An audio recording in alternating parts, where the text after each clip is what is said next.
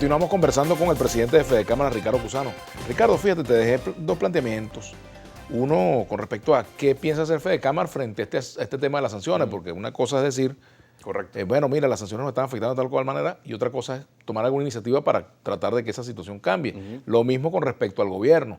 Fedecámara ha constantemente planteado cambios en la política económica, ha hecho críticas, sugerencias, planteamientos durante todos estos años. Sí. Y también, bueno, ha sido objeto pues, de cuestionamiento, sobre todo, por ejemplo, por acontecimientos como el 11 de abril, donde un presidente de Fedecámara jugó un rol que, bueno, todos conocemos, ¿no? Que le dio, pues, digamos, encabezó, en principio, el desconocimiento de la Constitución. De ese momento para acá han pasado muchos años, ¿no? correcto. Y bueno, ¿qué está dispuesto a hacer Fedecámara hoy frente al tema de las sanciones y frente a lo que el gobierno debe hacer? Mira, Vladimir, institucionalmente frente a las sanciones tienes dos grandes acciones, una nacional y una internacional. En lo nacional, la idea es que estas sanciones se desmonten porque hubo un acuerdo de país nuevo, porque se respeta la Constitución y se van a los procesos requeridos para que se reinstitucionalice el país. Y ahí sería, bueno, sería lo ideal, correcto. Pero si eso no ocurre, con respecto a lo internacional, vamos a proponer con acciones técnicas y demostrar cuáles son los efectos negativos para conseguir y buscar licencias generales que le den la oportunidad a la alimentación, a la salud, al comercio, a la industria. Hay que rescatar la industria venezolana. ¿Por qué? Pues si no se rescata, la creación de masivas de puestos de empleo se vuelve más compleja. Eso en lo internacional, buscar los marcos referenciales para darle vida a la empresa privada y a los empleos y los beneficios que la familia le genera. Y con respecto a lo interno, con quienes ostentan los símbolos del poder en el Ejecutivo, sin duda alguna, Vladimir, fíjate, apartemos las empresas que fueron expropiadas. Pero las empresas que fueron expropiadas o expoliadas que no pagaron, eso tiene unas condiciones distintas. Ahí habría que saber si empresarios que fueron afectados, los propietarios, quieren volver a asumir esas empresas. Pero en los últimos 20 Pero años... además hay que ver en qué condiciones están. ¿Qué condiciones están? Si tienen capacidad de crédito, si existen, porque además en la negligencia, bueno, muchos prácticamente las deterioraron y hoy son cementerios de maquinaria. Pero lo que no es menos cierto es que en los últimos 20 años, Vladimir, también el Estado en gestión de gobierno compraron activos, crearon empresas que hoy están paralizadas, que mal manejaron, que no fueron capaces. Por ejemplo, en Guayana. Que no empresa, fueron. No, la electricidad. La electricidad. Hay mataderos, hay empresas de pescado. Atos que expropiaron. Hay atos. Todo eso tiene que volver a la administración, a la gestión y a la inversión privada. Siempre y cuando, repito, sean propiedades que no tengan conflicto en el pasado, que sean cosas que se construyeron en el camino. Nosotros no podemos, como venezolanos, permitir que esos activos que te tienen que doler a ti, a mí, al camarógrafo, a quien nos ve, estén en la desidia o en manos de la negligencia.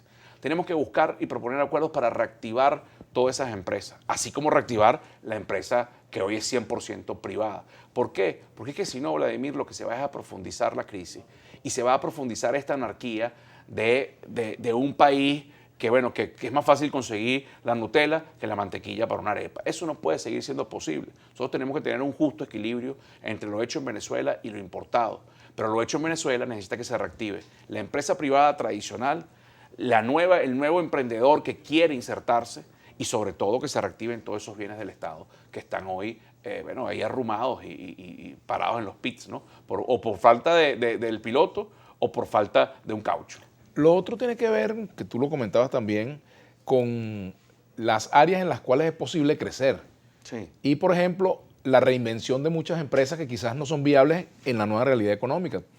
Vladimir, mira, los empresarios tenemos que, porque también siempre hablamos hacia afuera, también hay que hablar hacia adentro. Los empresarios tenemos que, si aspiramos a una economía de libre mercado, competitiva, tenemos que hacer un estudio interno para saber si somos competitivos en una Venezuela abierta. Porque si el modelo de negocio de algún comerciante, de algún hotelero, de algún agricultor o algún industrial se basa en subsidios a la electricidad, subsidio a la gasolina, subsidio al agua, subsidio a la moneda y a la divisa, entonces es una empresa que no tiene viabilidad en un país de libre mercado. Y ese es un empresario que tenemos que ayudarlo a que se dé cuenta de esa realidad para que se reinvente, para que tenga cabida en un sistema distinto, con una empresa distinta o con una empresa más moderna. ¿Es posible con el gobierno de Maduro tener una economía de mercado, tener una economía abierta, ir en esa dirección que tú planteas? Si tú no tienes acceso al crédito internacional, si no tienes acceso, si no tienes la confianza y la certidumbre de las políticas públicas, difícil, y eso tenemos ya 6 o 20 años viendo que eso no se ha construido. Difícilmente eso pueda darse bajo las mismas personas y los mismos pensamientos en el poder. No es un tema solo de personas. Es que aquí puede cambiar y puede llegar de cualquier político de oposición, y si el pensamiento es volver al Estado rentista, volvemos a fracasar, Vladimir, más temprano que tarde. Esa confianza y esa incertidumbre no llega. Venezuela ya no es un tema de personas. Aquí hay que elevarnos al señor Maduro, al señor Guaidó. Esto es un tema de modelo de país, que se necesita democracia, respeto al derecho a la vida, y se necesita que se reactive la economía. Además, ya no rentista, el rentismo se murió. Este año la nación, la correlación entre la nación y el Estado cambió, Vladimir. Hoy, este año hay más ingresos por la vía privada en términos de impuestos y de aporte. Sin embargo, se ha incentivado el extractivismo en el ámbito minero.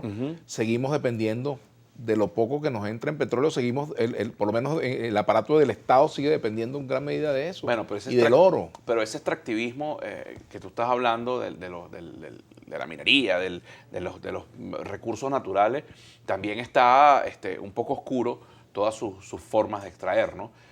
Eso puede seguir estando, y eso va a seguir estando, porque el petróleo es una realidad. Pero lo que hay es que, bueno, como dijo Arturo Lar Pietri, no sembremos el petróleo e entendamos la diversificación de la economía. Hoy posiblemente va a ser mucho más fácil reactivar el aparato agrícola. Tenemos posibilidad de ser autosustentables y con capacidades de exportación. Un ejemplo claro, los Países Bajos, Vladimir, Holanda, 5% del territorio, están debajo del nivel del mar y exportan 110.000 millones de productos agrícolas terminados. ¿Qué significa eso? Imagínate Venezuela, con 95% más de territorio, con mejores sistemas, con bondades naturales. Lo que les hace falta es política pública, la oportunidad de que el empresario asuma riesgo, vaya al crédito internacional, innovación y transformación digital. Es un país distinto. Bueno, hacemos la pausa y ya volvemos con Ricardo Cusano. Fede Cámaras a la 1.